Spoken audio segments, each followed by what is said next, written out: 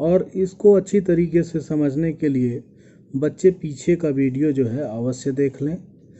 अब हम पढ़ने जा रहे हैं अनादर्श विलयन। अनादर्श विलयन जो है वह दो तरह के होते हैं, और अनादर्श विलयन होता क्या है? जो राउल्ट के नियम का पालन नहीं करते हैं उसको अनादर्श विलयन कहते हैं। ऐसा द्रव्य विलयन जो राउल्ट के नियम का पालन न करे अनादर्श विलयन कहते हैं।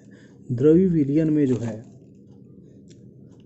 धनात्मक विचलन के लिए जो है अब हम पढ़ने जा रहे हैं, अर्थात धनात्मक विलयन के लिए जो है हम कुछ आवश्यक शर्तों को जानने की कोशिश कर रहे हैं। तो पहला शर्त होता है कि ये राउल्ट के नियम का पालन नहीं करते हैं, और जो दो अंगी द्रव्य विलयन होते हैं, अर्थात जिसमें विलय भी द्रव हो और विलायक भी द्रव हो, इसका विलयन में जो आंशिक वाष्प दाब होता है वह जो है बड़ा हो जाता है P10X1 से। इसी तरीके से दूसरे द्रव के लिए हो जाता है P2 is greater than, P2 बड़ा होता है P20X2 से, और जो दोनों विलयन का आंशिक दाब का योग होता है उससे बड़ा होता है विलयन का जो है वाष्प दाब। ठीक है, जैसा कि हम इन संबंधों के द्वारा जो है हम देख पा रहे हैं। P10 जो है शुद्ध द्रव 1 का वाष्प दाब है, P20 जो है शुद्ध द्रव 2 का दाब है, P1 जो है विलयन में पहले द्रव का आंशिक दाब है, P2 जो है दूसरे द्रव का जो है विलयन में आंशिक दाब है, और Pt जो है विलयन का संपूर्ण वाष्प दाब है, और X1 X2 जो है क्रमशः द्रव 1 और द्रव 2 का मूल अंश है। ठीक है बच्चों, अब हम इसको ग्राफ द्वारा समझने का प्रयास कर रहे हैं। देखिए, दो ऊर्ध्वाधर रेखाएं जो है हमने खींच रखी हैं, जिसको बिंदुवत रेखा से प्रदर्शित किया है। बाईं तरफ हमने लिखा X1 बराबर 0 और X2 बराबर 1, अर्थात X2 बराबर 1 है, X1 0, इसका मतलब केवल द्रव शुद्ध द्रव 2 पाया यहाँ पर है, और तो शुद्ध द्रव 2 है, तो इसका वाष्प दाब जो है P2 0 हमने ऊर्ध्वाधर रेखा पे अंकित किया है। और दूसरी तरफ दाईं तरफ हमने X1 बराबर 1 लिखा और X2 बराबर 0, इसका मतलब द्रव प्रथम यहाँ उपस्थित है, और द्रव प्रथम जब उपस्थित होगा और द्रव द्वितीय जब अनुपस्थित होगा तो केवल पहले का शुद्ध द्रव का वाष्प दाब पाया जाएगा। तो ये क्या होगा? P10, जिसको हमने ऊर्ध्वाधर रेखा पे अंकित कर दिया। ओके, अब जो है X1 बराबर 0 की तरफ से जो है P10 को मिला लीजिए बिंदुवत रेखा से, और X1 बराबर जो है 1 लिखा है उधर से मिला लीजिए P20 को बिंदुवत रेखा से। ठीक है, अब P20 को मिला लिया P10 से। अब जो है P10 वाली जो रेखा है, चूँकि वाष्प दाब हमारा ज़्यादा है, तो पेंसिल से जो दिखाया गया उसके अनुसार जो है दाब ऊपर से जो है इस रेखा के ऊपर से दाब का जो है ग्राफ जाएगा वाष्प दाब का। इसी तरीके से दूसरे के लिए कर दिया। इसी तरीके से जो है दोनों विलयन का योग वाला जो लाइन है उस पर भी हमने ग्राफ खींच लिया। ठीक है बच्चों, अब हम ये जानने की कोशिश करते हैं कि वाष्प दाब आखिर ये बढ़ क्यों जा रहा है। ठीक है बच्चों, तो देखिए, पहले द्रव को जो है हमने ए के बीच सिंगल बॉन्ड से दिखाया है, दूसरे द्रव को बी के बीच सिंगल बॉन्ड से दिखाया है, और तीसरे द्रव को जो है ए और बी के बीच सिंगल बॉन्ड से हमने इसको दिखाया है। ठीक है बच्चों, तो पहले द्रव में मान लीजिए जो है हमने ले रखा है जल, तो जल के बीच में जैसा जानते हैं आपकी हाइड्रोजन बंध बनता है, और जब हाइड्रोजन बंध बनेगा तो इनके अणुओं के बीच में आकर्षण बल क्या होगा? ज़्यादा लगेगा, अन्योन्य क्रिया जो होगी वो अधिक होगी। तो ये जो है वाष्प में बनने के लिए उतने अच्छे तरीके से स्वतंत्र नहीं होंगे, तो इसके वाष्प दाब में जो है कमी पाई जाती है। इसी तरीके से दूसरा द्रव हमारा मेथिल एल्कोहल है, इसमें भी हाइड्रोजन बॉन्ड मिल रहा है, तो इसके भी अणुओं के बीच में आकर्षण बल लगेगा, इसीलिए आसानी से जो है इसका वाष्प दाब नहीं बढ़ेगा, इसका वाष्प दाब कम होगा। ठीक है बच्चों, जब हम विलयन बना लेते हैं तो एक जल के अणु के बीच में क्या होता है? एक मेथिल एल्कोहल आ गया, फिर उसके बाद एक जल का आ गया, फिर जो है एक जो है मेथिल एल्कोहल आ गया, तो इससे हाइड्रोजन बॉन्ड जो है में जो है वो कमी पाई जाती है। जब हाइड्रोजन बॉन्ड में कमी पाई जाएगी तो अणुओं के बीच में जो आकर्षण बल लग रहा उसमें कमी पाई जाएगी, तो आसानी से जो है जल के अणु जो है वाष्प में परिवर्तित होंगे, अर्थात वाष्प दाब का मान जो है वह बढ़ जाएगा। इसलिए विलयन का वाष्प दाब जो है अधिक पाया जाता है। ठीक है बच्चों, दूसरी चीज़ क्या होगी? इसी कारण से जो है विलयन का जो आयतन होगा, विलयन का जो आयतन हो रहा है बन रहा है हमारा, ठीक है बच्चों, तो विलयन का आयतन भी जो है अधिक होगा द्रव 1 और द्रव 2 के आयतन के योग से। इस क्रिया में जो है ऊर्जा का अवशोषण हो रहा है, तो जब ऊर्जा का अवशोषण होगा तो एंथैल्पी में जो परिवर्तन होगा, जो डेल्टा एच होगा वह धनात्मक होगा। अन्योन क्रियाएं मैंने पहले ही बता रखा है कि ए बी के बीच में जो है ज़्यादा होगी विलयन की तुलना में, अर्थात ए बी की तुलना में। अब हम पढ़ेंगे ऋणात्मक विलयन के लिए। ऋणात्मक विलयन के लिए निम्न शर्तें, ये भी राउल्ट के नियम का पालन नहीं करते हैं और इनका जो समीकरण होता है कुछ इस तरीके से संबंध पाया जाता है। P1 जो है वह कम होगा P1 0x1 से, P2 जो है वह कम होता है P2 0x2 से, और जो विलयन का संपूर्ण दाब होता है दोनों द्रवों के आंशिक दाब के योग से जो है वह क्या होता है, कम पाया जाता है। अर्थात विलयन का वाष्प दाब कम पाया जाता है दोनों विलयनों के आंशिक वाष्प दाब के योग से। इसका भी ग्राफ हम लोग पहले की भांति जो है बना सकते हैं। इसमें ग्राफ को ऊपर से नहीं बल्कि बिंदुवत जो रेखा है उसके नीचे से है हम लोग को जो है वो खींचना है। ठीक है बच्चों, अब आइए, इसमें हमने जो है द्रव एक जो ले रखा है उसको ए के द्वारा जो है सिंगल बॉन्ड से दिखाया है। दूसरा द्रव जो हमने ले रखा है बी के द्वारा जो है सिंगल बॉन्ड से दिखाया है, और जो विलयन बन रहा है ए बी के द्वारा सिंगल बॉन्ड से हमने दिखाया है। तो पहला द्रव को जो है हमने ले रखा है क्लोरोफार्म।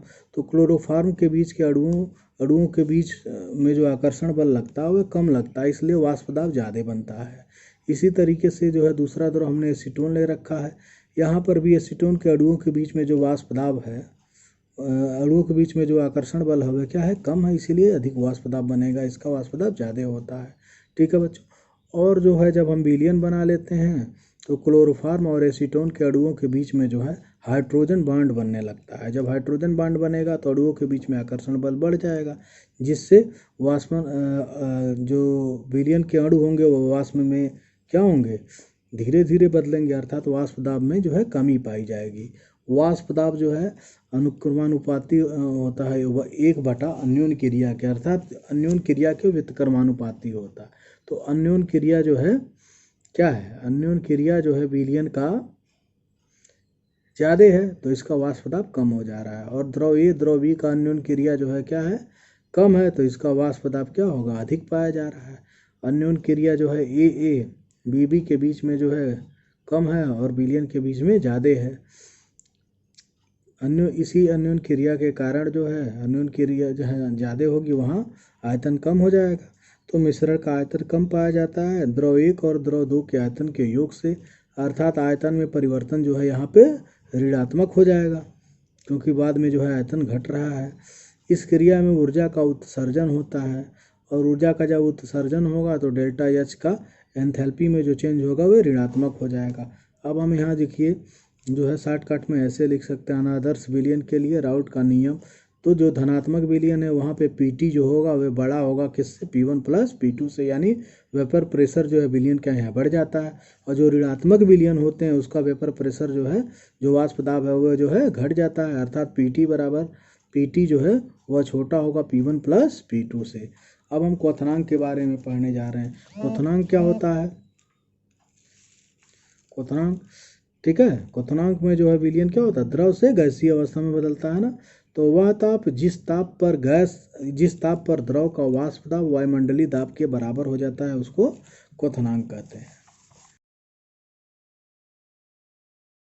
ठीक है बच्चों, अब इसको हमें ग्राफ के माध्यम से समझने का प्रयास कर रहे हैं। ये देखिए वाष्प दाब को हमने नीचे दिखाया है और वायुमंडलीय दाब को ऊपर दिखाया है। अब नीचे वाले वाष्प दाब को इतना ताप दे दिया जाए, इतना ताप बढ़ा दिया जाए कि ये वायुमंडलीय ताप पर पहुंच जाए तो ये खौलने लगेगा, और वही ताप जो है इसका क्वथनांक कहलाता है। प्रेशर कुकर में दाल क्यों जल्दी गल जाती है, क्योंकि प्रेशर कुकर में जो है वायुमंडलीय दाब जो है, प्रेशर कुकर के अंदर का दाब वायुमंडलीय दाब से ज़्यादा होता है, तो वाष्प दाब को उस दाब तक पहुँचने के लिए जो है ज़्यादा टेम्परेचर की ज़रूरत पड़ती है। अभी हम पहाड़ पे चले जाएं और जो है हम भदेली में जो है दाल को गलाने की कोशिश करेंगे तो दाल क्यों नहीं पकती है, क्योंकि जो है जैसे जैसे ऊपर की ओर जाते हैं वायुमंडलीय दाब कम हो जाता है, और वायुमंडलीय दाब कम हो जाएगा तो कम ही ताप देंगे तो वाष्प दाब उसके बराबर पहुंच जाएगा, और 100 डिग्री से पहले ही जल जो है खौलने लगेगा। तो जो है जो हमारा वेजिटेबल्स होगा, सब्जी होगा या चावल होगा, उसको उतना जो है उसमें प्रदान वो क्या होगा, जल नहीं कर पाएगा। ठीक है बच्चों, अब हम पढ़ने जा रहे हैं स्थिर क्वाथी। तो स्थिर क्वाथी क्या होता है, अगर हम जो है दो द्रव को एक निश्चित संगठन में मिला लें तो हम ये देखते हैं कि विलयन जो है एक निश्चित ताप पर खौलने लगता है, अर्थात उसके अंदर जो दोनों द्रव वो एक साथ खौलने लगते हैं। तो इस तरीके से जो विलयन प्राप्त होता है, ठीक है ना, उसको हम लोग इस तरीके से जो विलयन प्राप्त होता है उसका जो क्वथनांक स्थिर पाया जाता है उसी को हम लोग क्या कहते हैं, स्थिर क्वाथी कहते हैं। क्या कहते हैं, स्थिर क्वाथी। अब इसको ऐसे समझ सकते हैं कि जब दो द्रव को एक निश्चित संगठन में मिलाते हैं तो दोनों द्रव जो है एक ही ताप पर जो है उबलने लगते हैं या खोलने लगते हैं, अर्थात इनका क्वथनांक स्थिर हो जाता है और इसे स्थिर क्वाथी कहते हैं। देखिए जैसा हमने दिखाया, एक द्रव 1 लिया है, एक द्रव 2 लिया है। मान लीजिए द्रव 1 का जो है क्वथनांक 60 डिग्री सेल्सियस है और द्रव 2 का जो है वह 80 डिग्री सेल्सियस है। तो मान लीजिए द्रव 1 को हमने 20% मिला लिया, द्रव 2 को जो है 80%, तो मिश्रण का जो है क्वथनांक जो है 50 डिग्री सेल्सियस हो जाता है। ठीक है बच्चों, तो आपने क्या देखा कि जो है जब हमने ये मिश्रण बना लिया 20 और 80% का, तो विलयन का जो क्वथनांक जो है वह न तो 60 है न 80 है, इससे हट कर एक नया क्वथनांक हमको मिल जा रहा है। अब जो स्थिर क्वाथी है वह दो तरह का होता है, न्यूनतम क्वथनांकी स्थिर क्वाथी और दूसरा होता है अधिकतम क्वथनांकी या क्वथनांक स्थिर क्वाथी। ठीक है, तो देखिए जैसे जल है 100 डिग्री सेल्सियस पर, एथिल एल्कोहल है 78.5 डिग्री सेल्सियस पर। जब जल का 5% और एथिल एल्कोहल का 95% मिलाते हैं तो विलयन का जो है क्वथनांक 78 डिग्री सेल्सियस पाया जाता है। ठीक है बच्चों, और इधर देखिए दूसरी तरफ अधिकतम क्वथनांक स्थिर क्वाथी में जल का क्वथनांक 80 डिग्री सेल्सियस है, नाइट्रिक अम्ल का कितना है 86 डिग्री सेल्सियस है। जब 68% जो हम लोग नाइट्रिक एसिड और 32% जल को मिला लेते हैं तो इससे जो विलयन प्राप्त होता है उसका क्वथनांक 20.5 डिग्री सेल्सियस जो है वह प्राप्त होता है। ठीक है बच्चों, प्रयास कर रहे हैं। ये देखिए ये है न्यूनतम क्वथनांकी स्थिर क्वाथी। यहाँ जल का वाष्प दाब 100 डिग्री सेल्सियस, ठीक है, वाष्प दाब हमने सबसे नीचे दिखाया है और उसके बाद दिखाया है हमने एथिल एल्कोहल का वाष्प दाब और उसके बाद विलयन का दिखाया। जल का वाष्प दाब क्यों नीचे दिखाया है, क्योंकि इसको ज़्यादा टेम्परेचर की ज़रूरत पड़ रही है एक जो है वायुमंडलीय दाब तक पहुंचाने में, अर्थात इसका वाष्प दाब कम है।